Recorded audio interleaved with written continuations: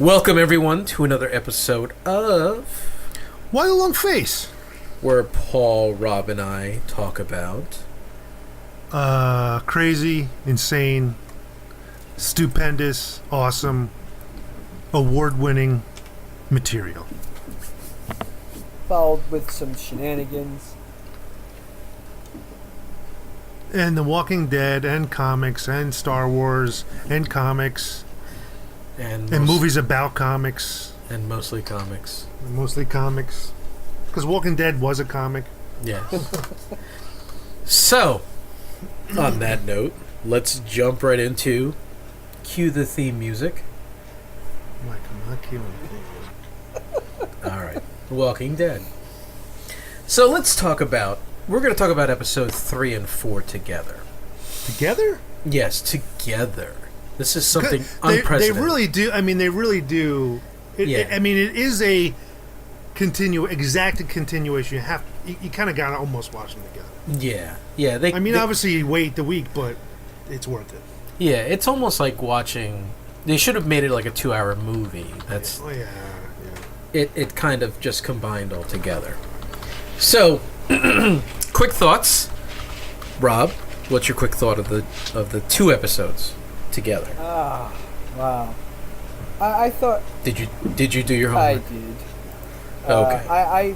I thought they were great, but at the same time it was a huge blow, for them to say, not one, and then all of a sudden they just got mowed down. It's like, oh man. That was brutal, and it's like you really start to buy into Ezekiel's vibe and thinking, maybe they are a little blessed. Obviously, for those people who know the comic, they knew what was coming there.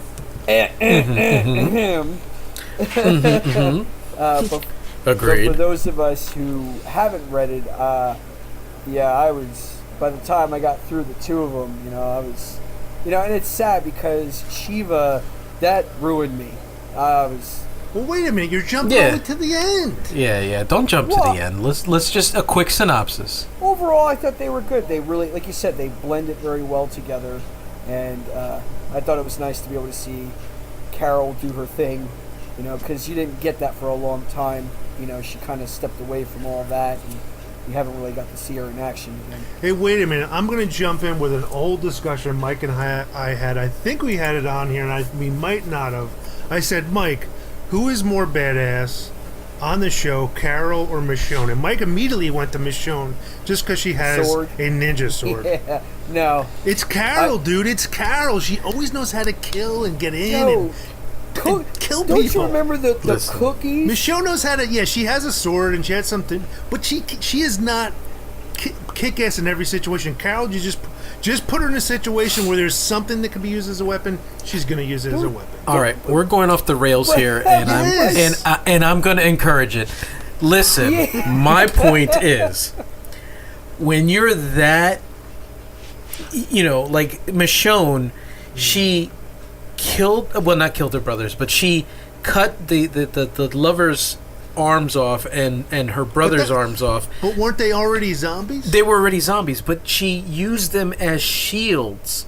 I mean, that's pretty badass to keep them around like that, because she was obviously harboring, them as, trophies? Momentums. We find out, wasn't it kind of their fault that her child died or something like that, with their lack of something, right? Right, something like that. So she was pissed because of that, and then she just took, she snapped and took advantage of the situation. Right. But dude, what about... That's pretty bad. No, Come on. But wait. Yeah, that is, but that doesn't make her more badass than Carol. Well, listen. But Michoone did not say, I'm going to leave you tied to a tree, and they're going to eat you, and nobody's going to be there to help you. Okay, little kid? She didn't just basically... And she shot the kid in the head. Look at the flowers. Oh, man. She said she was going to leave the kid tied to a tree in the woods, though. There's no difference. She is the badassest. Michoone is outright... I'm not saying she's not... I'm not saying that she's not badass, but she's not more badass than Carol. Listen, I think outright she Yeah. is, because she shows You it just like off this- the No, top. hold on. You just There's like a this- difference between being tough and being an overall badass. Like, Carol does it all. Yes. You know, Carol is like, No, Michoone. Yeah, but let's think about it, too. Michoone kind of got disconnected, but now recently she's trying to be more connected. You know, back to like trying to build a relationship with Rick, and Right. hey, maybe things are going to be good. So for a while there, she was disconnected. And the same thing with Carol, where she was, you know, getting abused, and then she was disconnected for a long time. Then she's like, "Oh, I got to stop being like that." But now she's come back, like, "Okay, I got to do what I got to do." Right, but we're looking at the Michoone from the comic and the Michoone from the TV show.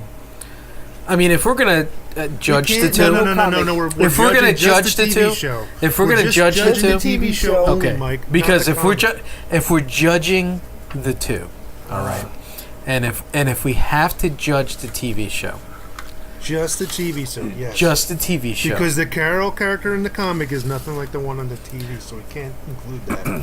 well, Carol does have a lot of, and I want to say this in the right way, because I don't want anybody to take this wrong, but she does a lot of things sneaky, Yeah, which okay. oh yeah, she's shady Smart. as hell. Right. No But doubt. not sneaky, Yeah. Mike. It's smart. It's planned strategically.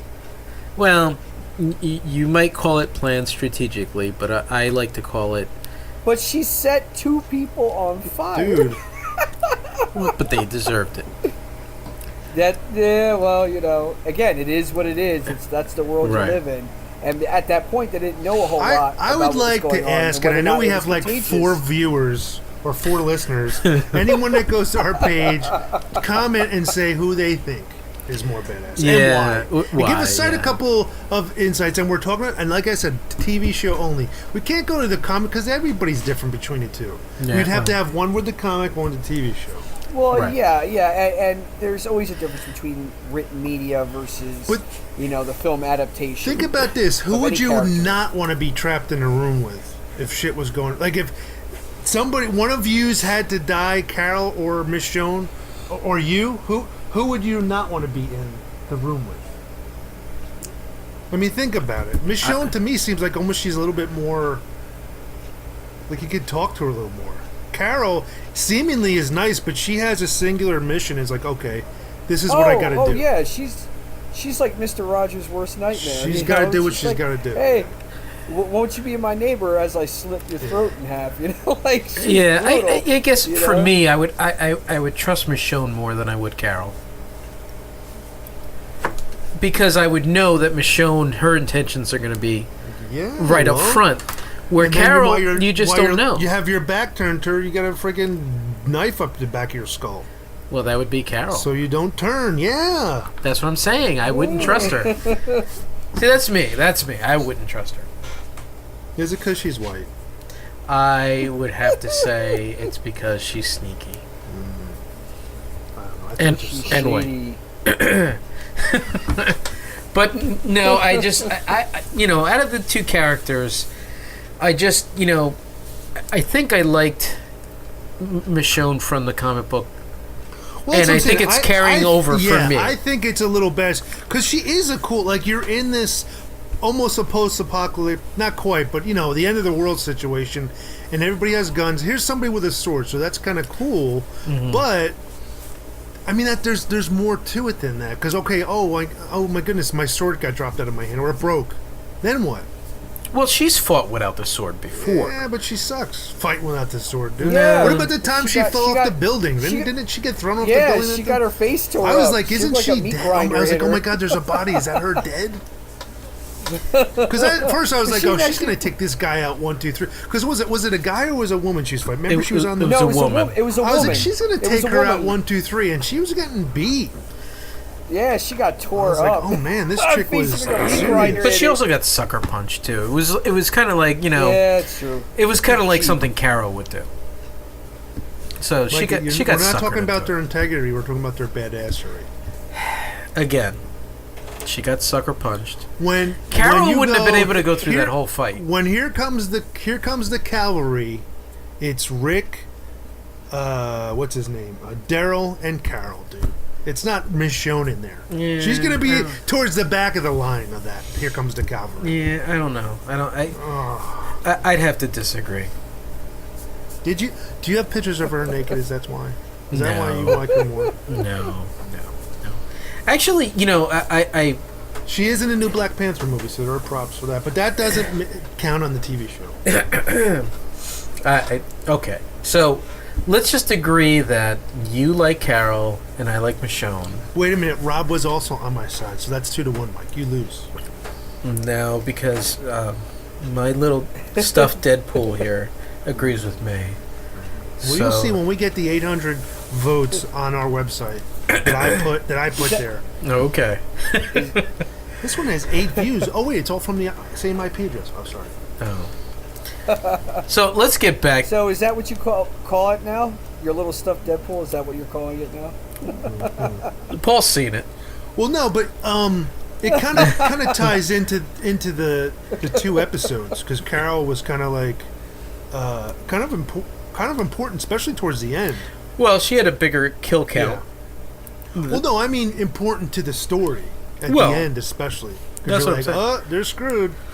That's what I'm saying. She had a big kill count because of what she did. But anyway, we'll get into that. I mean, we want to start off with episode 3.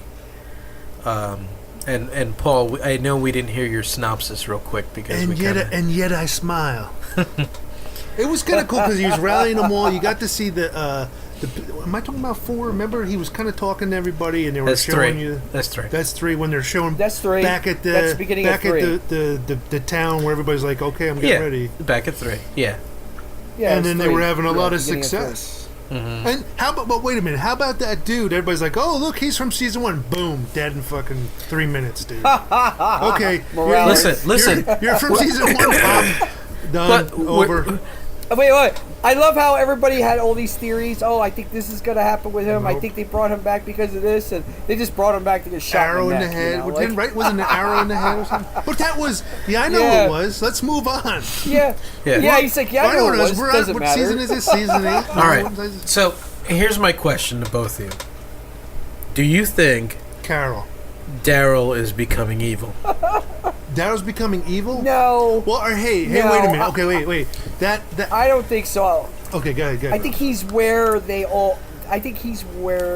every character has gone at some point because if you know anything about psychology, in order for you to survive in a climate like that, you become that way. You become desensitized. And also, he got screwed over. He got screwed over big time. Yeah, right. And it's after what payback. he went through, between losing his brother and then getting trapped in that room, and then with that horrible music and being turned into like an animal, being fed dog food, and he was just itching for his moment to get out. But when he did, you could see that he had a lot of residual that stayed with him. So I think at this point, that's becoming, fodder for, just pure rage. And he's like, I knew who he was, and I don't really give a flying fuck. That's like where that's he what is I now. wanted to ask too. When Rick was like, there was a guy hiding behind a tree. Come on out, we'll let you go. Blah, blah, blah. Yeah, he The shot young him. savior, yeah. But Can I go now? But Boom. wasn't like when Daryl killed him? Did it almost look like Rick was like, "What the hell? We were gonna." Yeah. Yeah. But then he again- did. And he did. And he did that with Morales too. He kind of looked at him like, "What But the fuck?" it kind of felt like there was a part of me that thought like he said, "Hey, wait a minute," but then another part is like, "I know Daryl has got my back, and he's going to do that as I distract him." Yeah, but I don't think that's what Rick had intended. I don't think. I think. Yeah, I think but Rick does was that shit too. gonna let him Sometimes he go. turns around and knows what's what. But yeah, but you got to understand the way Daryl is becoming. And that's why I ask if you think he's evil. I don't know if Because- he's evil. He may be becoming unhinged a little bit. Just like, hey, we got to get this done. Do you think he's he's beyond salvation at this point? No. Well, you know what? No. Here's the thing: if he's becoming that way, where he's tore up, that means he's going to die this freaking season. Well, think of Because that's Not like one of those necessarily. I mean, things. look Like at he's Morgan. they got to put an end to Yeah, that. But I don't Morgan think just that's went going to through the happen. same thing. But do you think he's the polar opposite of what Rick is now? Because I think that well, okay. They're giving him Rick's. They're giving him a little bit of backbone for Rick. He's Right, taking some of the load. Think of this. Now, Daryl's not a character that was in the Walking Dead series, And that's the comics. right. And that's why Correct. you hate him. Correct. Because you don't know anything about him. No. Not that I hate him. It's there's other reasons for hating him, but it's if you think about it, Rick has got to be the lawman. I mean, he's got to always think of. Well, no, he's not a lawman no more, dude. No, but he still has the sensibility of. I think it's more leader than lawman. Because he doesn't want to kill. Like, he didn't want to kill Morales. Like, he was... Well, he felt bad because he's like, shit, I just killed this guy that has a kid. Right, and he was trying to lead Morales to, hey, there's a... there's a different way of doing this. We could do this without killing each other. And Morales is like, nah, I lost my family, and it's your fault. And then Daryl, and then Daryl comes out of nowhere and just shoots him, and he's like, he's just like, but did you know who it was? And he's like, yeah, I did. I don't care. I know who it was. I heard him. He's dead now. Yeah, he's like, I know who it was. Yeah, Fuck him. But that was pretty good though, because everybody, like you said, was like, oh, what's this gonna mean?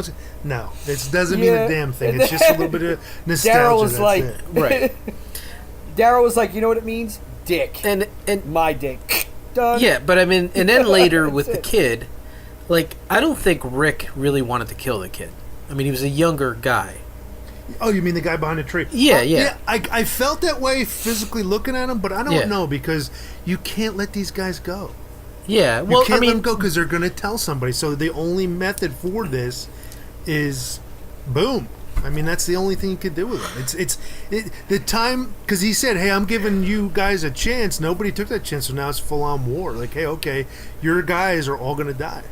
But I think that's what Daryl's mind is. Yeah, he's just like, I need to do that. And Rick is trying to listen to what Carl said. And Carl said, hey, you got to stop killing. You know what I mean? He said, nah. So, I mean, he's trying to follow... He's trying to listen to reason, which is... Carl is, trying to be the baby rumor overwhelmed him. Yeah, I mean, I think that did too, but... I think he's trying to be more sensible in the sense, like, where Jesus is trying to save everybody. Well, I think, we're going to see in the next episode or two... not 4, but like 5 or 6, because we already know what goes on there. But we're going to see how that goes. If there is more instances of Rick, like, I don't know, maybe we shouldn't, or I hesitate, or let's show mercy, that kind of thing. And I don't think we can kind of count the whole Jesus people that he captured. I don't think we can count that, because that's already they've already established they are or there aren't. It's probably going to be they are going to keep them alive, locked up. I don't want to really count that in on it. So if there are more instances where, hey, should I have the opportunity to kill him, do I or do I not? Then we'll see if that's really the case with Rick's. You have no... Because I think he was overwhelmed in the baby room, and then that first time with the young guy, I'm not... Like, it seemed that way, but then I'm like, you know what that is to me? Probably what Rick was like, okay, we got to do that anyways. Here's the problem, though. Now, you do have genuine people that are there because they're forced to be there. Realistically, here's how I believe it's going to go is they're going to kill a lot of them, but all the survivors, after it's all said and done, they're probably going to expect them to kind of... bitch. Well, you join the gang because then you get protection. So they'll probably think they're okay. And security, where this is the same thing here. Well, you can either join the saviors or they can say fuck you and take your shit anyway and kill you. Safety, food, whatever. But right, but here's the thing though. How do you know which is which? You don't. You don't know which is which. You don't. So for me, I would just kill them all, and then I don't have to worry about it. Fuck that noise. But that's in the next episode. That's a big deal. Like that whole thing that we're talking about right there. That happens. Which is the right way to go. No, you just gotta make a choice, man. Well, but you gotta remember, Rick's mentality is going to be, there's been enough bloodshed. Well, that's what I'm saying. Altogether. Society's got to come back. Right, yeah. How is that going to happen unless people are willing to work together? However, he knows that there are bad people, and there is only one way at the end of the day to deal with them. But there should also be compassion when it's worthy, when it's needed. But hey, it's when you need the foot up the ass or the bullet in the head, that's going to come too. Right. Now, one thing you did notice is that baby Grace. What about it? Now, here's something interesting that you probably didn't notice that I kind of picked up on a little bit by perusing the internet. But did you notice that the rabbit that was in the crib, the little stuffed rabbit? No, I didn't notice it. That was the same stuffed rabbit that was in Old Man Rick's, timeline. Yeah. Well, there isn't that many stuffed rabbits left. So, which could mean a couple of things. Which is... Oh, we're not going to talk about that. Well, we are, because we're already on it. Because it is part of that whole storyline. Because Old Man Rick wakes up and he sees that little girl with that rabbit. Oh, so it's that little girl. Right. It's not his little girl. Right. That's right, because they took it back. They took, hey, take this kid back. We got another one. Yeah. So what I think is happening is that when Rick is crying in that one, timeline where his eyes are all red and it looks like he's burying somebody, it could be his baby. So, his baby? Wow. yeah. I mean, it could be something that Negan does. You know what I mean, or somebody on Negan's. Oh, so he adopts that other chick. Right. So he adopts the other little girl. It still doesn't explain how Carl and Michoone look the same, but yet this baby is now 8 years old. Well, I think the issue is that Carl is going to look the same no matter what for a couple of years. Because of, that's just the way, young men start growing up. They don't... I mean, he doesn't have any... I mean, I think as an adult, he's going to look just the same. Maybe a little bit beefier, but just the same.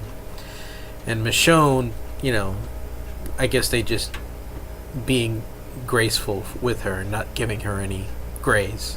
Because she's not badass enough for grays? Is that what No, I think she might be younger than Rick. Yeah. So because she's only 21. She's only 21. Yeah, so being younger than Rick, obviously she's not going to show her age like Rick does.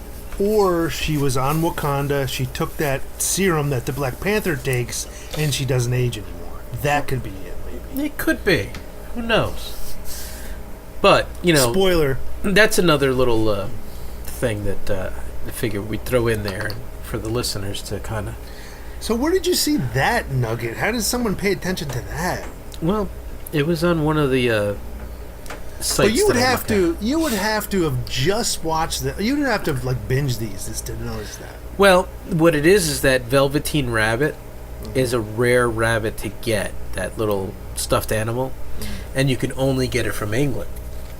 And they had to get several copies of it. Like an older version and a younger version of it, like a newer looking one and an older looking one. And the prop master at The Walking Dead had been interviewed about it, and that he had to actually call the company and kind of talk them into why he needed those rabbits, because they're rare to get. So they had to make those special for this episodes. So it's something that the prop master, threw in there on purpose. And because it's a rare rabbit, it's not just something that you could just see anywhere and go, it's any old stuff. Mike, eBay, $7.99. Boom, got it right here. You need it? You want it? From China. Free shipping. Oh no, $6.95 shipping. I'm sorry. No, Yeah. yeah, and then why would you get that unless you were a fan of the book and stuff like that? So yeah, it wouldn't be something that most likely you'd go and pick up at the store. So Right. Yeah. But why was an English rabbit in? Where are they in? Where are they? Where are they? Georgia? Or Well, something? they're close. They're closer to Washington, so they gotta be. Oh, that's right, because it's actually filmed in Georgia or wherever, Atlanta, Georgia, but it's supposed to be Right. someplace. Yeah. Right. So they're closer to. So they never Washington. actually say, Yeah, I guess, they made huh? it.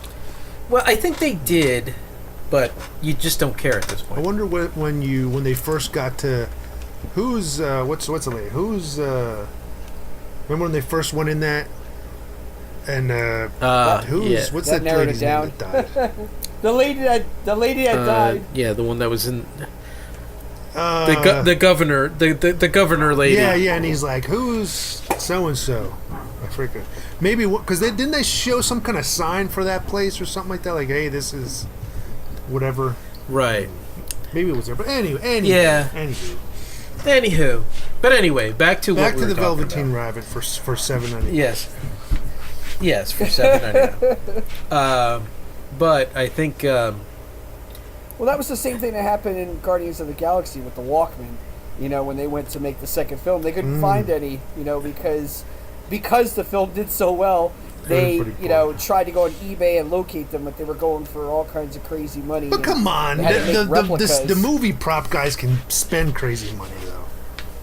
no, Yeah, they can, wanted but to make it more realistic instead of just making one up. Well, no, I'm saying the prop guy. So they had to- the movie props. If it's going for $1,000, they got freaking $1,000 to burn.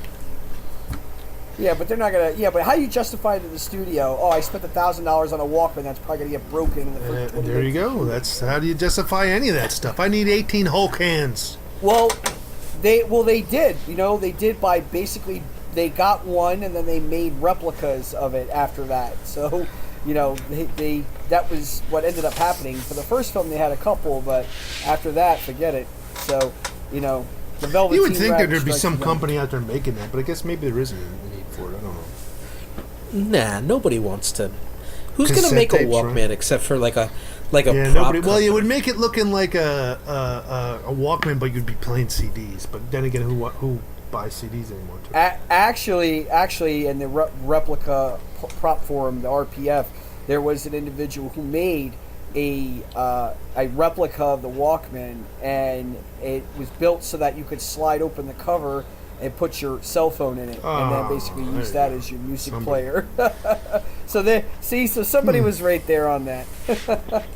It's kind of like the Soundwave toy that they came out with recently. That it's Bluetooth, so you can use it as a speaker. Oh, really? Yeah. See, I have the Pip-Boy that they made for Fallout 4, the Bluetooth one. Oh, okay. That they made like that. I have the Soundwave, masterpiece version that doesn't do anything but look awesome. Yeah. It doesn't transform. It's just in the robot form. No, it actually transforms. does. It does, and it comes with all the tapes. It comes, with Laserbeak, and so it comes with all of them. And they actually did a marvelous job. I would definitely pick one up if you're a fan. And they made it so you could put 3 of the tapes in. So you push the interior of the cassette player back, and it clicks once, and then it'll click again, and then you're able to put 3 of the tapes in there. So I would like to buy one of those for Mike, but it's already been opened. Here you go, buddy. I would say, listen, it's already been opened already, so you can open it. The seal has been broken. You can take it out. I would still two take different it. I would not take It's 2 it. different versions. It's not going to stop me from. And he would be. Well, He would walk there's two by that different room and he would versions. see like the corner on the lid is like folded over. And he's like, I can't. Ben, I can't take it. I can't. Can't take it. well, the other version. Keep me up is, at night. Is the, Wait, what? The other What are version you is saying? the What are you saying? Are you dreaming about toys? No, of course not. Of course not. That would be crazy. Yeah, the other version is the accurate anime one. So basically, the Takara one has the red visor as the cartoon did, and then the masterpiece one that was an exclusive from Toys R Us has the toy yellow visor that he had. Yeah. So there are some Hey, we're getting off variations, topic, guys. Not a lot. Because you're going to have me start chiming in about what I saw recently at Kmart and Walmart. All right. Well, let's get back to what. Because the we came ones here for which $14.99 look pretty good. That's all I'm going to say. No. All right, let's get back to. All right, so we're still in episode 3. We save Baby Grace. We go outside. We find that guy behind the tree. I also thought that really affected Rick, by the way, because I think that he saw himself in that. Yeah. like that could have been me with my baby. Oh, I didn't think of that. You know, and I think I just that, thought he kind of like, I think that really, we're going too far. Going to hell. Well, he's like, I think we're going too far in this war. We're going to be innocent people are going to be killed, not just Negan. Right. Well, I think. Well, yeah. I think that really affected him. That he thought, "Damn, that could have been me." You know, because essentially that's would have been him on the other side, him with Judith in the room there. You know, so I think that psychologically really bothered him. And then Morales was like, "Yeah, I ain't got time for your psych bullshit, bro. Yeah. You're my prize, and I called him back, so you're beat." Yeah. So I mean, and let's get beyond that whole thing. Let's talk about, the king, and how Ezekiel had this whole thing where, Carol had asked him after, he did his little speech. Yeah. She said, how many times have you been into war? And he answered by saying, I've been training. I've been training for many of years. Well, he didn't say years, did he? Yeah, well, I think he said something similar to that. I've been training for a while. Day and night. I've been training day and night since this all began, or something like that. Right. So, which implied that, he's been training for a while. So, at that point, she kind of looked at him like, what does training have to do with your real killing? And, he just kind of looked at her like, trust me, I know what I'm doing. And then that's when he said, you gotta fake it till you make it, baby. Well, and that's, but he has to be that fictional character to give those people who are like, scared. Give them hope. Give them a chance. Hey, this guy is a king. He's crazy enough. We're crazy enough to believe in him, and he's fulfilling the role. Hey, I think this could really work. They're buying into his stuff, right? Because they need. To survive, they need to. They need to. Well, they need to. They need to. And that's part of being a leader is, even when you're fucked, you still gotta, like you said, fake it till you make it. You're like, no, we're not. We're good. Well, he had a lot of false bravado during the raids that he did, because the first raid was successful, no problems, no hitches. And then when they went to the second raid, it was kind of the same thing. It was like, hey, no problem. We took this with no problem. And then that's when problem came. And that 50 cal came out of nowhere. Well, no, there was a bunch. They did a couple of them. That whole... wasn't to the end of the episode that the 50 cal took care of everybody. But they did more than one. I thought they did like three or four of them. It was supposed to be 3 altogether. And they did the second raid, and that's when they got mowed down. So that's when that 50 cal kind of put them all together. But all his people throwing themselves on him to save him was just... Let me. That was awesome, but let me interject here. I just want to throw this out there. I have shot a 50 cal, and let me just tell you, that gun... you saw the arms and stuff laying. That's accurate, but those holes that they were putting in the chest, get out of here. You would have no rib cage left. Yeah. That thing would rip you to utter pieces. So when you saw like pieces of arms and legs laying around, that was pretty accurate. But the whole chest thing, no. If you got hit in the chest, you would have to have like 6 people or 7 or 8 people deep in order to shield him from a bullet ripping. Well, no, I don't think they. The velocity on those is insane. I think they jumped and knocked him over, but I don't think it was going. I don't think it went through. Like they stopped it from going. I think they moved him out of the way in time that it hit them. I don't think they shielded him. I think it was more. If you watch it again, move him out of the way. they were supposed to be shielding him, and that was the purpose of that. Because if you see the episode and when they're getting shot, that fake blood spew that they did with After Effects, it wasn't accurate enough compared to, like, if you see, you know, a real gunshot wound, that it wouldn't have been that. It wouldn't have came out the back the way it did. It would have been all through the front. Oh yes, indeed. So he would have been covered. He would have been covered in blood and guts. You know, intestines, everything. Yeah, I mean, they did the same thing in Saving Private Ryan, if you remember. Yeah. Where they got mowed down with the 50 cal, and I mean that was a little bit more gory there. I mean they showed but that's accurate. Yeah, that was a lot more accurate. Yeah. Like when you shoot that gun, you could feel the vibration rattle your rib cage when you're behind it when you shoot that thing. It is an incredible weapon. They're extremely heavy. The ones on the tripods, like you saw there, you know, the barrels alone are like 75 or 100 pounds. So usually when we carry them in the field, we have to break them down and separate them into usually two pieces. So one carries the body or the main, you know, component of the gun, and the other person carries the barrel. So, and when I tell you, when it hits a tree, the tree explodes like a bomb hit it. I mean, so those rounds are absolutely incredible. You just don't have the true appreciation for the power that they have unless you shot one. You mean it's not like in Call of Duty where you can shoot people like 3 or 4 times with a 50 cal and you can't take them down? No, you shoot them one time, man. You're talking liver, ribs, you know, pancreas is chilling on the wall 7 feet behind them. Yeah. There's no way. There's no way that.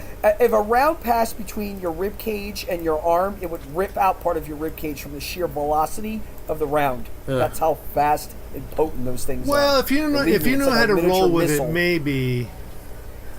Oh. If you know how to take a fall, you're good. Yeah. Yeah, no amount of being Neo would have helped you with that one. I know. Especially since the rounds are, you know, like the size of freaking Snickers bars, you know? Yeah. But yeah, I mean that whole episode was just devastating at the end. I mean the whole episode itself was a messed up episode because it was like you had Gabriel, I'm sorry.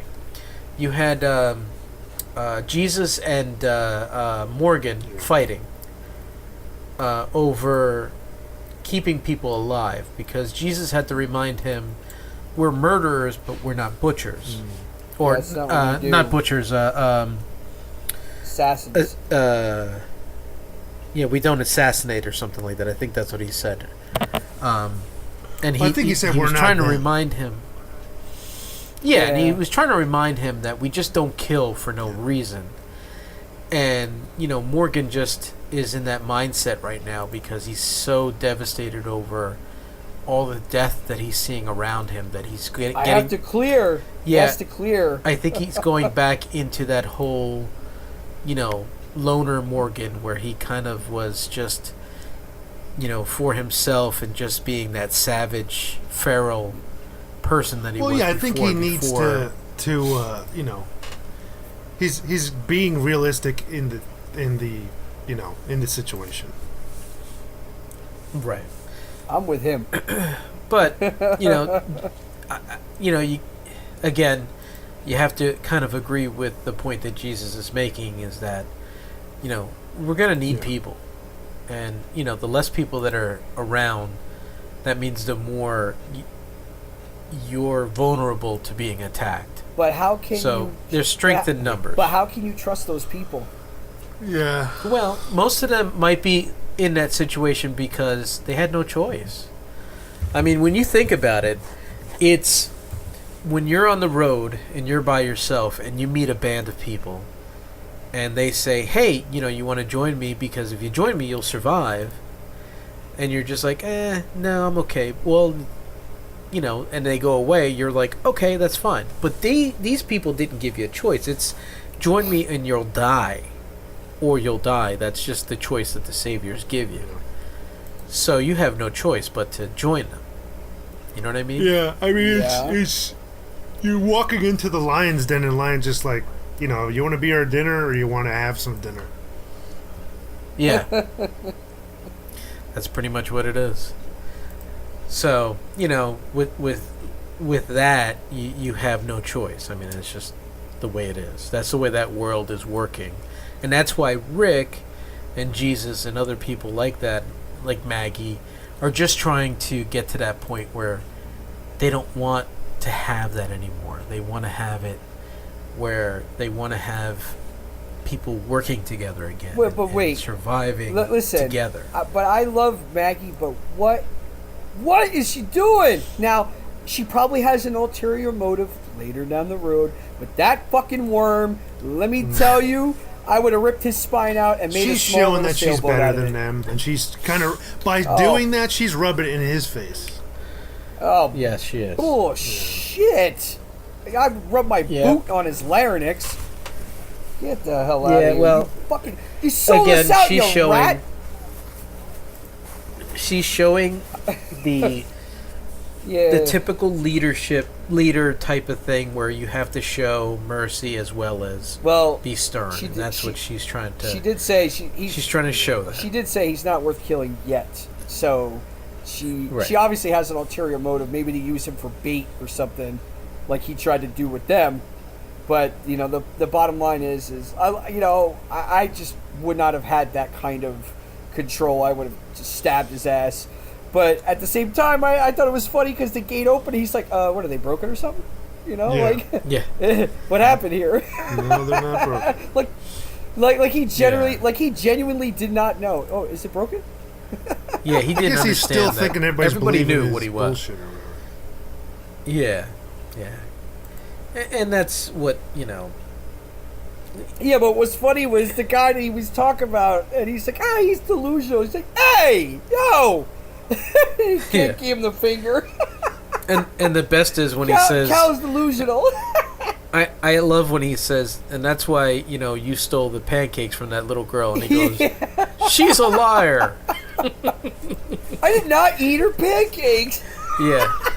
Now everybody knows yes, he he would did. eat her pancakes. Oh, yeah, he did. He ate the hell out of them. But Oh, yeah. But that's what's kind of great about the show is that you have those horrid moments where you feel like you want to throw up.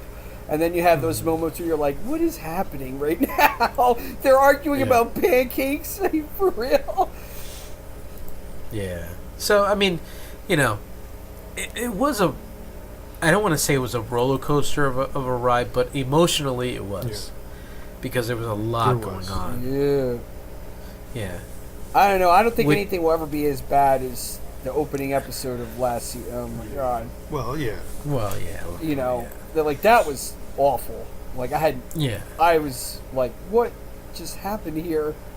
I was like, again, for those who have read the comic, they knew what was coming, but it's still was distressing. I like Glenn, and I remember speaking to Steven when I met him in person and telling him how much I enjoyed his character. And I'm like, you're not going anywhere, right? And he just kind of looked at me like, really? I'm like, no. Which brings us to episode 4, which, it starts with Ezekiel Getting ready. popping up out of the pile. Crawling out of the mound of bodies. Yeah. Which, I was just kind of like, realistically... You should have stayed there. You should have stayed under them and hid. Well, no, they would have turned. And then yeah, he would have been eaten at that point. But you figured he probably would have been crushed with that many, I mean, I've had, Haven't you ever played football? Like, are you for real? Yeah, I mean, there's no way you can come out of a pile like that the way he did. I don't know. I came out some. It's not the easiest thing to do. Piles when I played football. I mean, I'm like, how am I alive? But he had to climb out. So he did. That's what I'm saying. There's no way. I mean, it's all dead weight that would have been on top of him. So it's not the easiest thing. I mean, when you're talking about human people getting on you and then getting off of you that are alive, that's different. With all this is blood all dead and weight. all that pouring out on top of you and guts. And, yeah. It would have been kind of hard to get out of that situation, but he did, and you could feel his pain over. Everybody. He's lost everybody. But he did hurt his leg. So at least he got hurt while he was. So in other words, it was a little bit because he had one. Yeah. Yeah. They tried. They tried to make it a little bit more realistic with the injury. But I was like, get out of there! They're gonna turn. Yeah, they did. Yeah, that's true. And they did. They turned very quickly. And then you had his buddy, the dude. Dude, we didn't get to that part yet, but man, when he used his battle axe on that dude, man, that was the best. He cut him. He cut him in half. Yeah, that was pretty good. But you could tell there was some rage behind that. That wasn't just, But it's just this random dude, and that guy that was, that one of the saviors. He was just some random dude we've never seen before. Yeah, but he was there for a reason, because they were trying to show you that. And they also did a shout out to some stuff that's going to happen later on in the series, but he was supposed to be to show you that the saviors are still there. You know what I mean? And they're still looking around, and that's they wanted to capture the king, and that was that. They were just happy that he was still alive. But they're calling the king, the widow, and Rick. Rick. Yeah. Yeah, but the best part of that whole scene was, come on, Jerry, bro, what? Yeah. With the axe, just cut him in half. That's what I'm saying. Yeah, he cuts him right in half. That was like so gory. Yeah, it was cool. Like, to me, that was beautiful. But at the same time, when he went after the chain, I'm like, oh, he'll be able to go through that like butter. And I'm like, wait a minute, you could cut through a skull and some bones. Well, it's different. Chain. And I'm like, wait a minute. Then again, here. it could have gotten dulled too.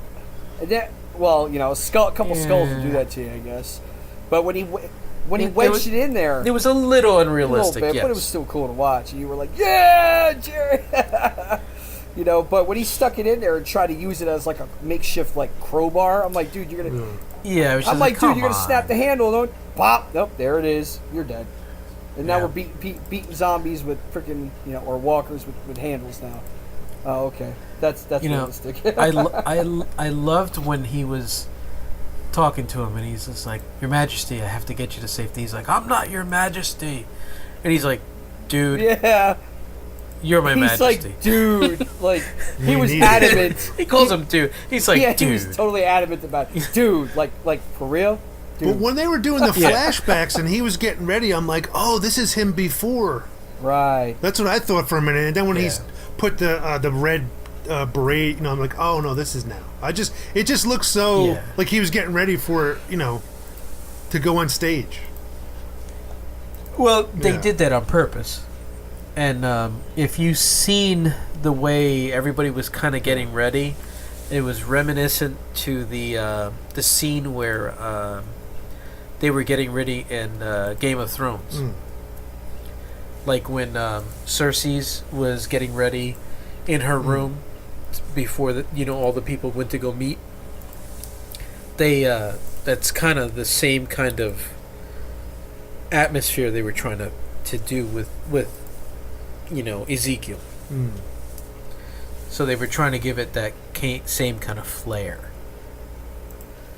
But also it's a throwback to when he was in his dressing room getting ready for the performance to go on stage. They're trying to imply that that's what he's doing. He's still doing cosplay. You know what I mean? So that's why, he, totally is feeling that defeat, because he's never known what it is to fail, because it's always been in that little world that he's always invented for himself, where he's never had to see defeat. And now that he's feeling it, it's weighing on him, because he's feeling like I'm not worthy to be what I've been portraying all this time, and I fooled myself as well as everybody else, and that's why he's feeling the way he is. And of course, it'll be up to Carol to talk him off a ledge, because Carol will have to go over there and go, okay. Yeah, because he's kind of, at the end of the episode, he's kind of like, I'm not. It was all a lie. I mean, it was never real or whatever. Yeah. Yeah. Well, I mean, at the end of the episode, I mean, come on. I don't know. Did you build an emotional attachment to the tiger? I did. Are you kidding me? I didn't see it. I don't think it was on enough. Well, but No, it it wasn't. wasn't. It wasn't. I mean, But in the defense of the production company, it's very expensive to render a No, I'm not saying it wasn't. It didn't look great. I didn't.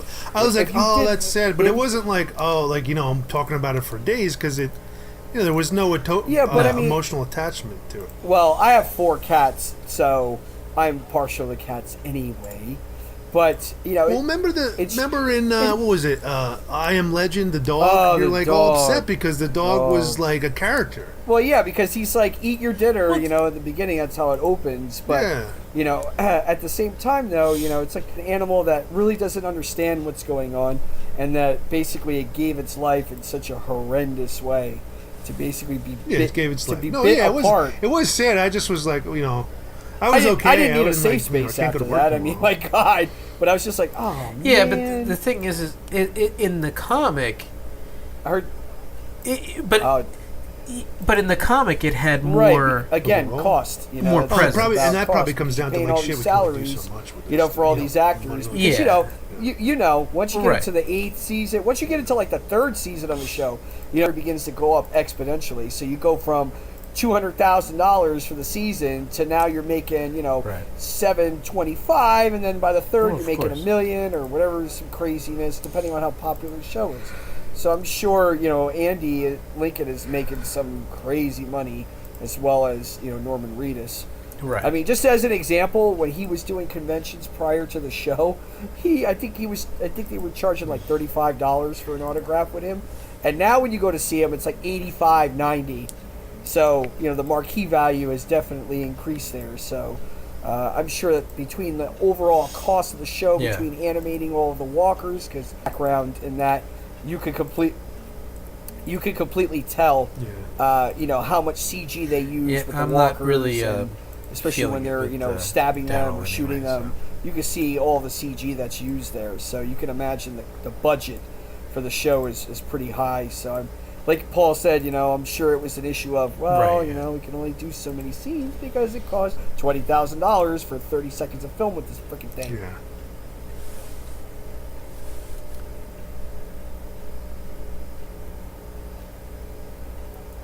Yeah, it's too. And don't get me wrong, they did a beautiful job. Like if you saw the face on the line, it's you could totally see the ears moving, the nose, the little twitches of the whiskers. Like it was full. They did a fully great job rendering the hell out of it, but it just it's expensive. That comes at a cost.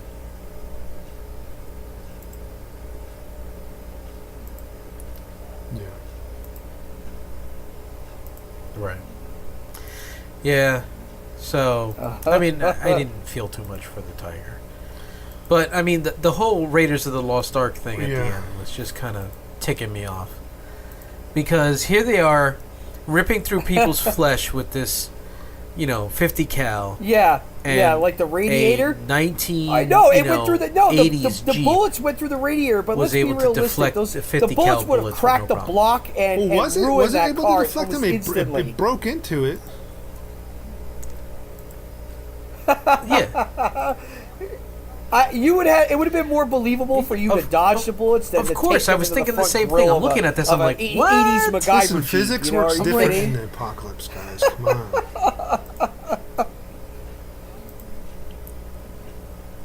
Yeah. Yeah. It was just like, come on. And then he did, the old Daryl got just wiped out right away. It's just that was cool when he came back at the end, though. That's what it was all for, I think. Yeah. But then he, here it is, he does the Jeep thing where he flips over, Rambo goes style from the too. Jeep Don't to forget the truck, and then fights him like Indiana Jones style, and then afterwards, the Jeep, the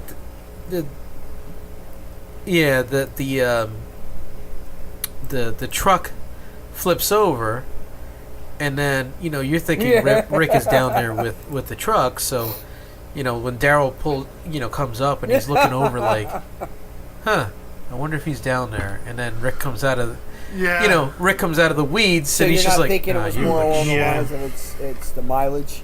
I'm thinking to myself, yeah, Daryl. There's something wrong with Daryl. He's over the edge now. Well, I mean, wouldn't you? Yeah, Wouldn't you? No, I just think he's, as a character, he's getting darker. Yeah, I mean, it could be. Yeah. Yeah, but look at what he Well, went I through mean, and to look a what Negan point, did you to have him. to get. I mean, that dark, that but, deserves I mean, a next he's level. Like, I'm taking going to it to put a you in a next level, room dark. and I'm going to slowly skin you alive. That's some next level shit. but, Because after what he did to him, that was literally like that's the kind of stuff that the prisoners of war go through. Where they stick you in a room and they treat you like a fucking animal. So it's like he had very little humanity left by the time he left that room. I mean, he barely spoke. I mean, look at that. So I think it's a well-deserved pathway for his character, because you don't go through something like that and then want to have a fucking rainbow smoothie when you're done. oh, with or without sprinkles. Yeah. Well, I thought that's what I would want to do, but that's me. That's me, but yeah. So let's. I know I'm gonna veer from are you the talking about the topic Bob again. Ross one? But have you guys seen the new trailer for Deadpool? Yeah. Straight issue. Yeah. Straight Yes. issues. That is such a great character for him to play. I mean, man. I saw it. And The I was first film cracking was just my amazing. ass up. Happy little trees. And I was just cracking up because I was watching it and I'm like, he's doing the Bob Ross thing, but all he did was put the brush to it like maybe once or twice, and he had a full What was he painting. doing when he was slapping it? Yeah, slap it off here. Yeah, slap it. Yeah. Beat it off here. Beat it off here. Yeah. But there was. He's But just where like, are the "All right, happy let's trees? take our There were no happy our trees. brush and No let's snow just, cap. let's Little just whack it snow off a cap little mountain bit right here. there. Little. Yeah. Oh my god. I don't know who Domino Now, is, but Cable. did you guys get to see Cable? who Domino is That's and Josh who Brolin, isn't it? Yeah. Cable I is? don't know who Domino Who also is. is but I know who Thanos. Yeah. Funny thing about him, by the way, he went Yep. to a costume party, and he dressed as Bran Yeah. from the Goonies. Yeah, He put the shorts on with the sweats and the bandana, and that's how he went to the party. It was amazing. You should Well, have that's seen him. the picture, Really? man. I was like, oh, that's freaking awesome.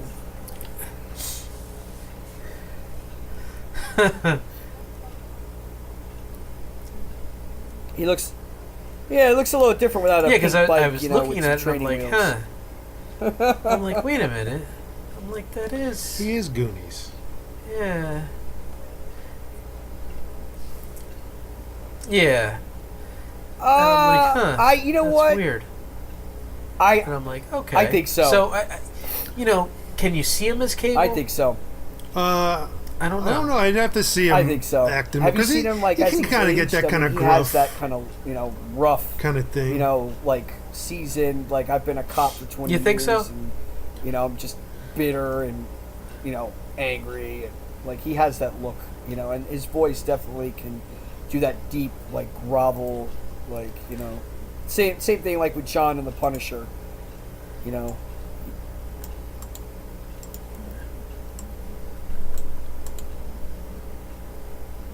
Cable is much larger. Let's be honest. But, what I'm thinking is like, okay, I could.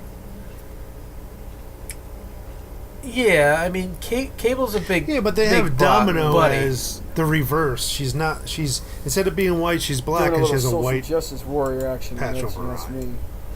Got it. Right. So they're yeah. doing a little flip. Got to make Well, not- everybody happy. Everybody's got to be involved. Which don't get me wrong. Like I'm okay if it feels like a natural. Yeah, they might be transition, doing but, like, that when on you're purpose going out so of that your way. way to do that kind of stuff because Yeah. you know you want to satisfy a particular crowd. I don't know. I think that's a bit much. You know, I don't know.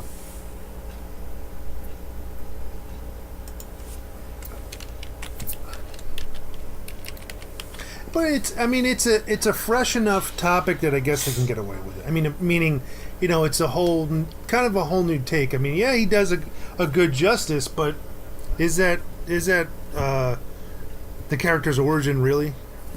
And is that how he acts really? Yeah. Who, Deadpool? Well, yeah, I mean, we were talking about that before. Deadpool is...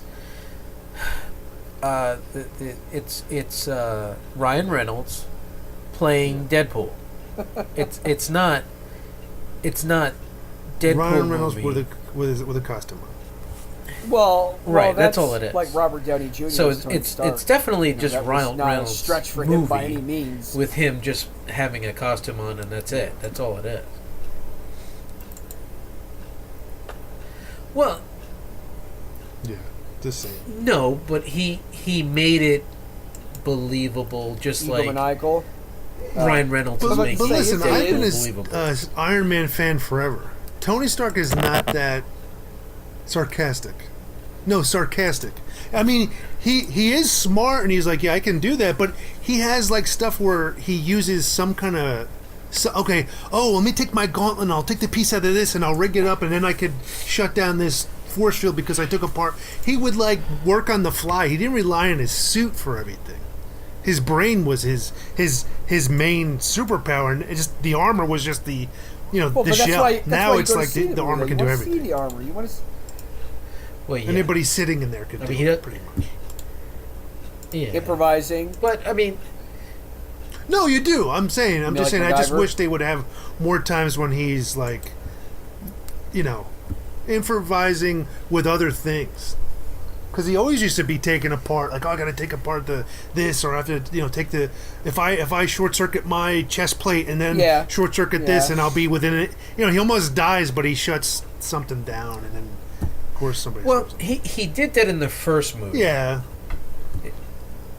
You know what I mean? So he did kind of use his mind to, overcome Well, let me just what tell he you, had it wasn't to all in the CGI. first I mean, movie. And obviously, then- a lot of the action. the second scenes and were, third, but, it's all about, I got hey, to let's see what we can push the handle CGI the to. actual suits and the props that were worn in the film that were made by Legacy Effects. And, in one of my jobs, I was lucky enough, they were like, hey, you want to help us set it, sell the suits up? And I'm like, what? Yeah! And they were just as impressive in person as you see on screen. I mean,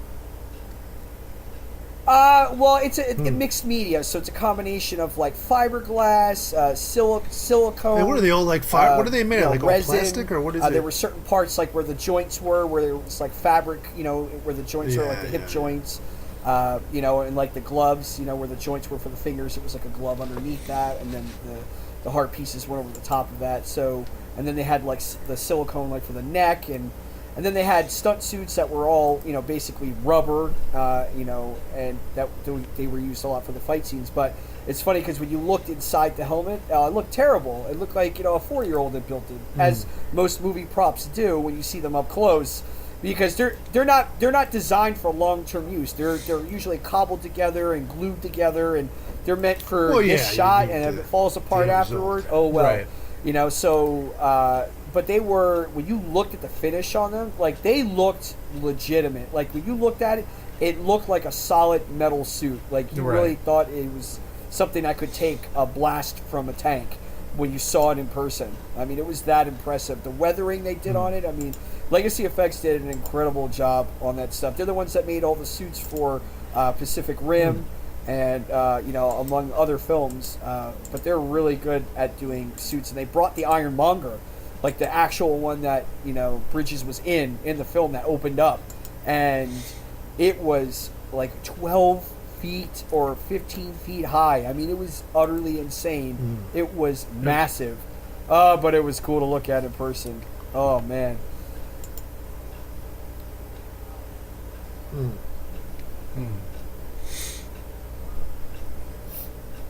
I'm sure. Yeah, that was a cool because they kind of needed a better villain. I mean, you needed somebody that was. He couldn't beat him intellectually, but he beat him from behind you his didn't back. like Mickey Rourke? Huh. Drone is better. Right. You don't like him? Yeah, he.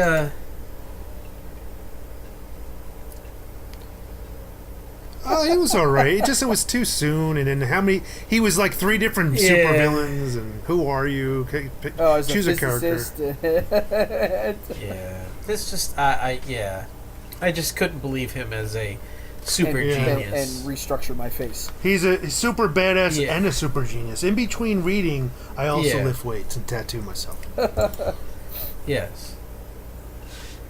And there was no tattoos that were like some kind of comic book or something. It doesn't make sense for a geek. Yeah. Yeah. Yeah. No, he was a cool character, but it was a little bit of a stretch. They should have just stuck with him being the Whiplash thing instead of being able to do all the other stuff. Oh. Yeah, like somebody giving weasel. him the Whiplash suit. Like the guy who played Hammer was pretty cool. He was like a kind of a. That's not the character in the comics. The character in the comics is an old man who's serious, not all sarcastic and manipulative like that. But that's part of the reason why a lot of people don't like film adaptations. That actor because, is like that. So the character is changed by the actor and improvisation and the director, and so you're dealing with all of their views of how they feel the character should be or look. So that's why a lot of people don't prefer the film adaptations.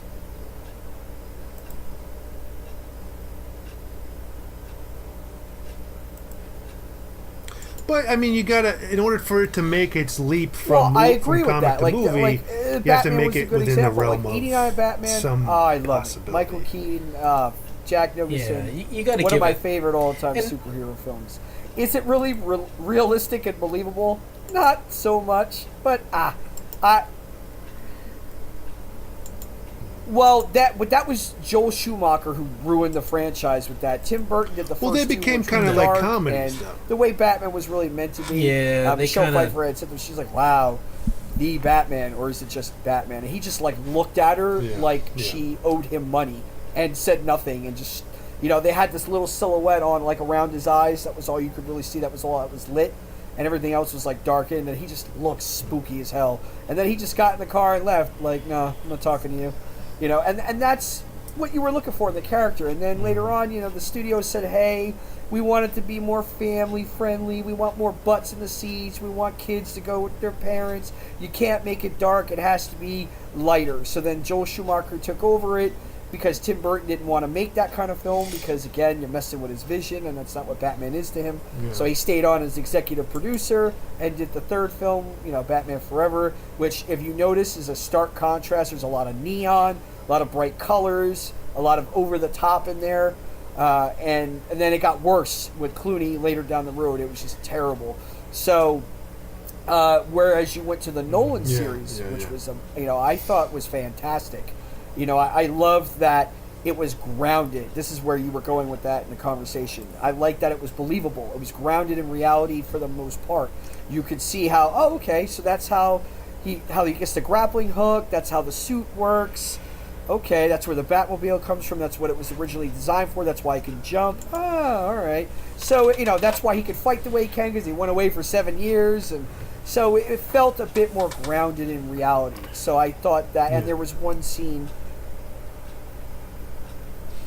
Well, yeah, but I mean, they tried to give it some sort of basis in reality, like the Nomad suit that they were talking about. That's a real company. That's a real manufacturer of military hardware. So they did try to give it a basis in reality.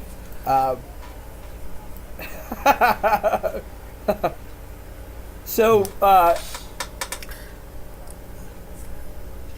course it was real. How else would it be? Where are the other drugs going? Making your voice gruff like this makes it real.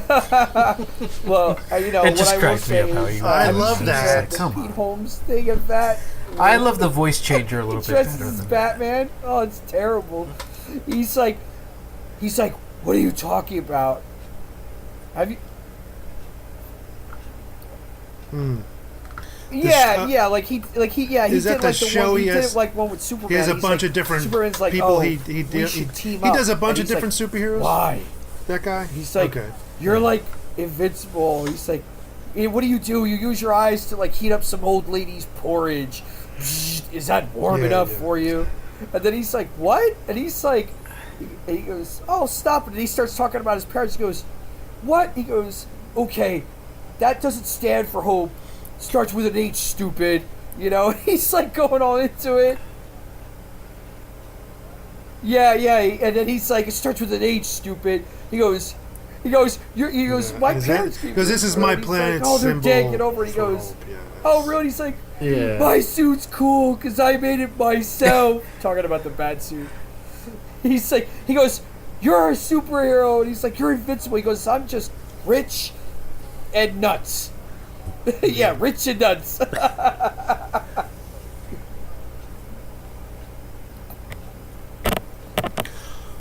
I like his parodies with the X-Men and a different, like he's Professor Xavier talking how he's going to fire the other X-Men. Like Wolverine, our main villain, can control metal. He's great. And then your body's made of one metal with inside. like Bane. We can't down use the you. road, and he's like talking about sex or whatever, and he's like, yeah, she gave me I think he was talking about like, you know, oral sex or whatever, and he's like, yeah, and the suit really seals in the flavor, sweating all day. And he's like, okay, God, that's enough, you know. He's like, yeah. Oh. But we had sex. That's the one where she stabs him. Oh yeah. Yeah, and I think Bane comes up and it's like, oh, that looks pretty deep, and he's just like, yeah, like I was deep inside of her. Yeah, like, oh, yeah, it's supposed to be what, Talia al Ghul, and we had sex. Why would you do this? Is what's supposed to be the chick from the movie? That's what he was about. Yeah. Okay, well, she's, you know, blowing me after being in the suit all day, you know, really seals in the flavor, and he's like, oh God, stop it. But yeah, he was great with that, with the whole, you know, voice, because he would do the whole why, and then, you know, like the other one, Commissioner Gordon showed up, and he's like, you know, we all know you're Clark Kent, okay, the glasses don't hide anything. And he's like, what? And then Commissioner Gordon took off his glasses. He's like, where did you go? Where's Commissioner Gordon? And then he put it back on. He goes, oh, there you are. And he's like, it's okay. Like, he's just ridiculous.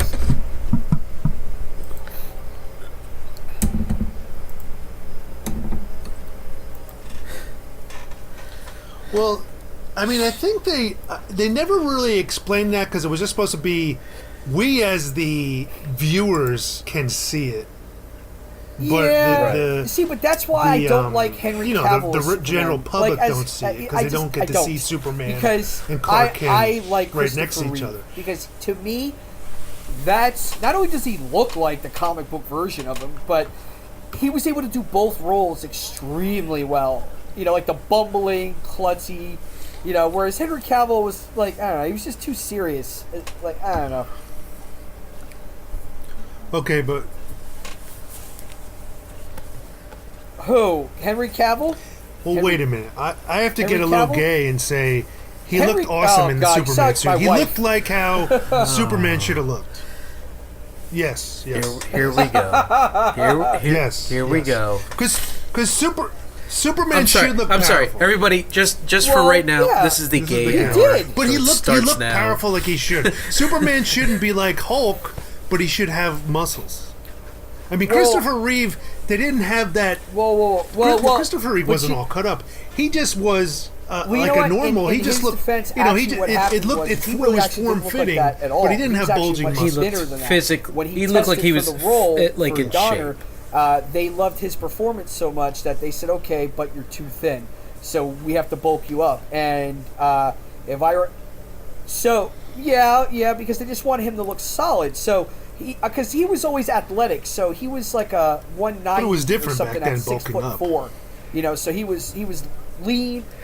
Yeah, he was lean and muscular, but he was very, very lean. So they actually had, I believe it was David Prowse. And that's who kind of thin, is, really, for 6'4". Darth Vader, or the guy that's known to be in the Darth Vader suit, in the original Star Wars films. David Prowse is, he was a known bodybuilder, and I want to say, if I remember correctly, he's the one that worked with Reeve to buff him up, and he went from, I think 190 to 225 for the role. So he did gain a substantial amount of weight. As a matter of fact, if you look around YouTube, you could probably find the test footage from the original Superman film when he tested in the suit, where you can see all of the armpit sweat because he was a nervous wreck. But you can see how thin he was prior to bulking up for the role, because they did that prior to him getting the part. That was his test footage with Margot Kidder, and they said as soon as he jumped off the ledge and said, "Good evening, Miss Lane," they were like, "Oh, that's it, we're good." And they're like, "But he's thin." Yeah, but his Clark Kent was weak. I'm not saying I didn't like him either. I did, but he doesn't look as powerful as the other guy does. Yeah. Well, I'm not worried about it. I'm not saying his Clark Kent wasn't, but I'm just saying between the two, if I was going to put the two, which one should be, which one should Superman look like? Which one would he sleep with? Which one would I sleep with? Which one looks more like how Superman looks today? Don't get me wrong. It's I agree, but his performance as this Kent is the one he would sleep with. That's what he's trying to tell. And I didn't care for it.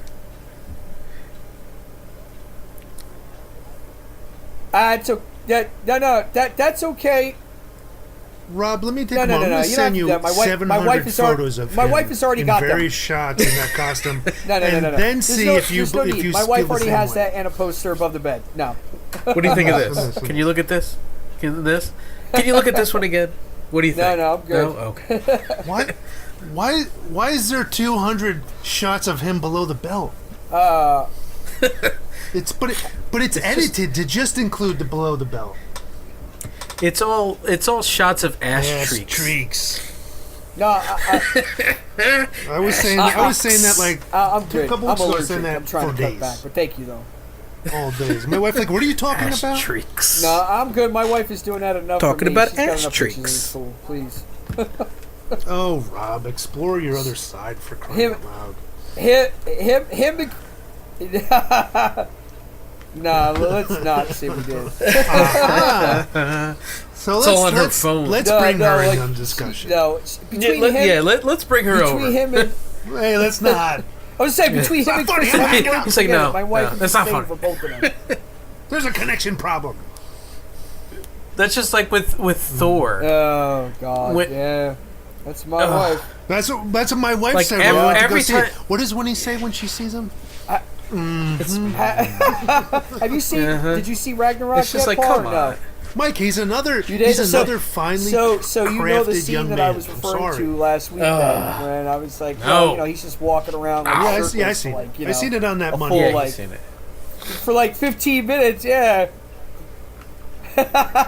Well, my friend that I went to see it with, he thought it was. He was like, "Oh, yeah," for 20 minutes. That was integral to the storyline. Yes. My wife went to I think the same thing. My wife went to go see with a friend of hers that's gay. The first one, the very first one, because I was working, I was deployed, and he was like, "Hey," when he took his shirt off, he said, "Hey" to her, and she's like, "All right, you're you're coming too far out of the closet." Well, you know how it is. They had to give everybody step back a few feet. I just was annoyed that he had to take his shirt off all the time. Yeah, that's. No, I thought it was cool because they did a cosmic adventure, and Thor in the comics does a lot of that stuff. Now that does like cosmic entities and other planets and stuff. So I was like, oh, this is pretty cool because it's a different take on it. Yeah. He was good at it. I mean, the very end, he's like, hey, okay, we give a round of applause for the upheaval. You did your part, I did my part. Well, it was Jeff Goldblum playing a character. Yeah. But I mean, it was great when Thor and him fight, and then at the end he becomes Raiden, you know, it's just like what's that Yeah, all but about? the eye thing was kind of a surprise because even in the posters Yeah. and the eye. I previews, was he like, didn't have the whoa, eyes. what happened? I'm like, wait, did he actually lose his eye? Oh, fuck. Which I wonder if they're going to keep Yeah, his eye that's what missing, one of the or if guy they're gonna- at work said they're going to. Yeah, Right. yeah. So it's very reminiscent of him, like taking on the role of Odin, pretty much. Odin, yeah. Yeah, but it's funny. Like he's like, you know, he turns into Raiden. He's doing all this stuff, and I'm like, wait a minute, because at first when he first turns into is when he's fighting Hulk, Raiden, okay? He and reached he the gets final the level, white eyes, the glow. and and he starts doing the lightning thing, and I'm like, wait a minute.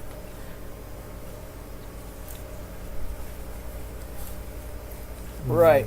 He's the god of the, yeah. Well, Thor isn't supposed to have lightning Yeah, it's abilities supposed to built harness into him. or He's calling the focus. storm part of his command of his powers, and the hammer does have a lot to do with it. But he's immensely strong well, Hela didn't without give the two hammer, but flying with the fucks hammer, he's about that. even it She's even like, grants you're him throwing even this at more me? strength. So he really shouldn't have had But you- too much of a problem on him. No, they made her a little too. Yeah, Hey, she's come just on, listen. overpowered. That's Thanos' but then again, girl. if you're Come on. you're supposed to be the embodiment of death, I guess that's kind of what. Yeah, I mean, that's what you're good at. I know that, but I'm just saying. Yeah. No, that's not his. But That's you not don't his think that- version. That's of- not of her. the- That's not Lady. That's not Death. his version of death. Ruffalo? Yeah. But it was good. I like the part when Mark Ruff. Yeah. What's his name? Ruffalo? Yeah, he just landed face Ruffalo. first. He jumped yeah. out. I'll Laying show there you like who a I lump. am. And just beep, Poop. And it's just like, like, Okay. oh man. Yeah, because if you remember, Yeah, the just- Avengers, he's like, well, do you have to get? I'm always because angry. you're thinking he's gonna turn while he's, He's like, chained. no, while he's like, I'm always jumping. angry. He just walked off like it was nothing. So he's like, oh, I'll show you. Poop. Don't you have to anger up? He goes, Or that's not. the thing. I'm He's always. just laying there. Yeah. Right. To speak. Well, and the guy at work was like, Hulk has a little bit more intelligence. It's not so much he has more intelligence; he's just had more time No. to be Yeah. to be He's Hulk. like, I was the Hulk so for kind 2 of a personality years. came out. Right. Where in the past he Right. pulled him out. He turned into the Hulk for a task, and then put him back. Yeah, that was kind of cool because they did a good job of him being like, "Did we win?" And, it Yes. was like kind of like right after the other movie. Yeah. Well, that was his original. That was his Just original like, color, though, wasn't I it? think that the Hulk that had the most intelligence was the originally Gray gray. Hulk. Yeah, because he was more like a normal type of guy, but Yeah. he wasn't as strong. He couldn't reach that. Well, he was originally Yeah. gray, and then they turned him green, and then they kind of gave this the comics during the '90s. They wanted to have a more. Yeah. It was. They wanted to run a different kind of storyline, so they kind of gave him He was- some it was a intelligence. He was rudimentary less conversation, powerful, but yes, he was but he able to have then one, could but- have a conversation. And he was a Yeah. leg breaker for somebody in Atlantic City or something. Oh, okay, I got you. Yeah. Yeah. No. He could talk normal. No. He was a normal, like he was almost like a Yeah, gangster. he was like exactly. So Yeah. he would have to meditate for a couple hours in the morning to kind of keep his state well, I in that, so he prefer wouldn't the 70s go become the Hulk Hulk again, and he wouldn't TV revert show. back to Banner. And then they had the Hulk It that was- was Dr. Banner's brain in the Hulk for a while too. Right. Yeah, well, but remember, it was Oh, yeah, the '70s. Like, what else could you do on regular television? The only thing that's like, upsetting about that, if you like, rewatch, is you know- all he does is flex. The effects were limited. Give the guy a break. And I'm running away now. But listen, Bill Bixby Yeah. as Banner, I loved him. No, I know. It was fun. It was fun. Like, you felt Yeah. so sorry for him, and like he could totally convince you that he was like that this was a brilliant, perfect geneticist guy or for that, doctor, 'cause he was just he like, totally pulled that off. like always. Yeah, he's like, no, you don't understand. Like, wait a minute, guys, you shouldn't be doing this. Go beat him up. Hey, wait, stop! And he always gets his ass kicked, and then he turns into the Hulk. And they're like, wait a minute, wasn't there just some skinny guy standing there, an elephant and this giant. What's you know, going on? I don't know. Shoot him. You know, Bill Bixby was somebody who I would have loved to have had the chance. Just to some meet. giant that's sitting there going, I've met Lou several times, and I have a signed box set from the series. He's a. You know what? He is. You know what? It was disappointing because I really, really loved that show. Mike doesn't like Lou. Got the chance to meet him in person. He was kind of a dick. You Lou know, Ferrigno, he was all about the money. He was all about the money, and it was like you could obviously tell he didn't want to be there. He was only there for the money. Like I gave him the box set to sign, and he was like, "Oh, I got to charge you more for that because it's a special item." And I'm like, "What the fuck are you talking about, you juice head? It's the freaking your same signature that goes on the DVD that goes on the box. You monkey! I can't." Yeah. So of course, because of course I didn't say any of that because I didn't want my brain in. Then he said Hulk smash. You wanted more money, and you paid I grew up on that show, so it. yeah, I paid it because I you wanted paid it that because he said Hulk smash. You know, so I got his signature Hulk on it. sign. I got Lonnie Anderson's signature on it because she was in one of the episodes. And she was a close friend of Bill's. But I'm really sad that I never got a chance to meet him because he was absolutely amazing. And even the made-for-television films they were great. I loved them, and they were actually working on another, but he was sick and he didn't make it, unfortunately. But they were going to make another one. Oh yeah.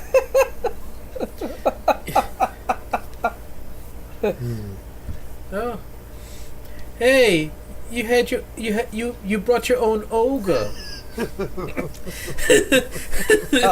Well, Mike. Now the reason Mike doesn't like him is he went up to Lou Ferrigno and said, "Could you please sign this?" And it was a picture of Mike in some lingerie, and he just looked. What about this one? This one has tassels. Okay, then how about this one? You sign this one? No.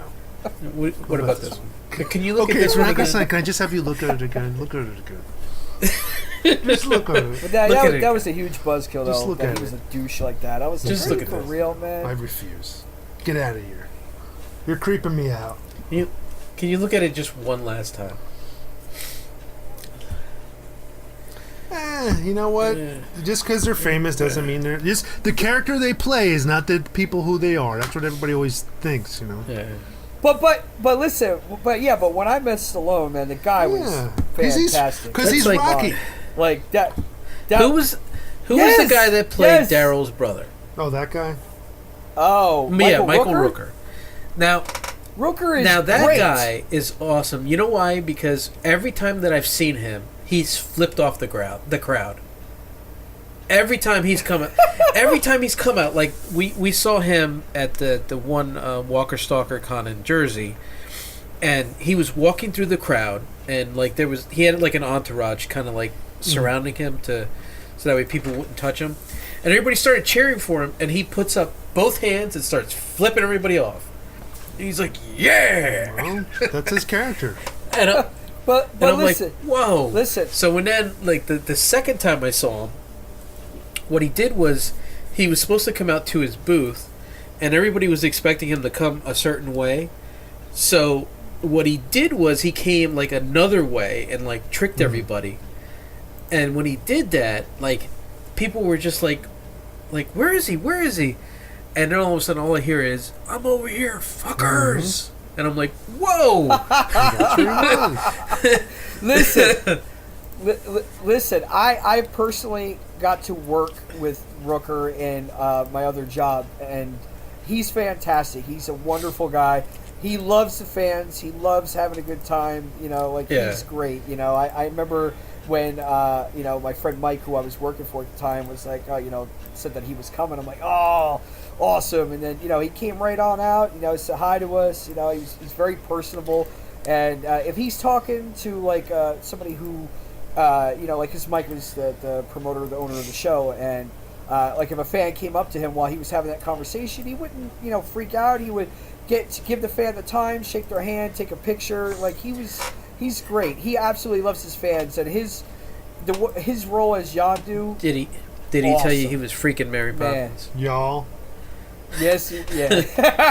Freaking Mary Poppins, y'all. But I mean, But I mean, and of course I love this other work. Cliffhanger, Days of Thunder. I mean, he's great. But I mean, as a person, he's a wonderful individual. Yeah. Any chance that I get to work with him, I jump on it because he's great. And it's funny because my wife, when she met him, he was like, oh, he was gonna try and go. He wanted to give her. He wanted like a kiss on the cheek, and she's looking at me. I'm like, go ahead. You're not going home with him. I don't care. And then Rob was divorced. And he turned to you and he said, "Oh yes, yes I am." That was the last you ever. He's like, if I'm not going home with him, you're not going. But home he's just Exactly. But like he's like what you would want somebody that you're meeting at that level to be like. Well, that's the way Paul is. You ever seen him around his Yeah. fans? I always have time for him. You? Yeah. You have to makes make time. time because that's where your bread is buttered. That's right. Yeah. Your bread is buttered. Yes, he makes. You should see him. We go out in public, and he's just like, he stops for everybody. Let me sign that for you, and they're like, "Who the hell are you?" No, let me sign that for you. You want me to sign this? I can't even read your signature. You misspelled it. No, you want me to sign this? Come on, let me sign that. But in total honesty, Paul, if you ever get a chance to meet Rooker, jump on him because he's truly a great guy. He's fun and he loves to have fun with the fans. He's not like all uptight. He has no problem joking around with you, or say, "Why are you married to this guy?" Like he has no issue with having a good time. So I mean, he's definitely worth the meet if you get a chance to do so. Yeah. All right. Well, on that note, we're leaving on another high note. So hit him with the high. Hit him with the high. The extended. All right. So that was the extended version. So just remember, we'll join you guys And next yet I week smile. for same bat time, same bat channel. With Walking Dead, same Walking Dead, Batman, Iron Man, Spider-Man, Superman channel. Yeah, we'll talk about the same thing over and over again. Like, I'm sure if you laced every one of these it's things, the same conversation you in the middle. it's the same conversation right at the towards it's the middle. like, okay, it's Walking Dead for 10 minutes, and then it's Superman. Which is the better Superman for 45 Yes. minutes. Sorry. Yes. Yeah. Didn't I hear this one already? Yeah. Are they splicing these together? Where Paul gets his bat boner over the new Superman, and then I have to say I really don't have any intention of seeing the Justice League. I'm going to see it. Not at this moment because okay. schedule Well, is yeah. so okay. I'm going to try and get there. Yeah, I don't, I don't like to go on opening week. I like to go during the week after opening week because then it's something for me to do. Believe me, I'm going on Saturday because we go for a matinee. But Mike, you live in the middle of nowhere. There's nobody's there. There is nobody there where you live. Oh, there's people here. Listen, I have to fight the deer to get there. Okay. I will say I heard that Godot is amazing as we're talking about the story. So. So am I. I'm talking about that part of the story. I'm talking about the story. I'm looking forward to see. At first, I'm talking about the story. At first, I was like, I don't want to like this new Flash because the guy on TV does such an awesome job as Flash. He does. And then when I saw the commercial, he's kind of like a nervous, nerdy. I'm like, that might be. It's not the same. It's a different take on it. So I'm like, it might be pretty cool. He's the comedy relief. I heard. But it is what it is. The Flash was always kind of. He was, yeah. They always made him like not taking things serious. Yeah. So it's better than the Barry Allen on TV who does take everything serious. Well, yeah, but he embiggens us all. Yes, he does. So I confess, I'm a Jonathan Wesley Shipp fan. From the original Flash series that ran for like one season. But with Biggins being said, it's time to go. All right, guys. Happy so yes, thanks for listening. Thanks for I'm Mike wasting your LeBoy. time. He is, and the other one is Rob James. And we bid you adieu. Ass-treaks. Ass-treaks. All right. See you guys. All All right. right. Okay. All right. Oh, very good. Yeah. All right. That's what Howard says. All right. All right. All right. Very good. All right. Very good. All right.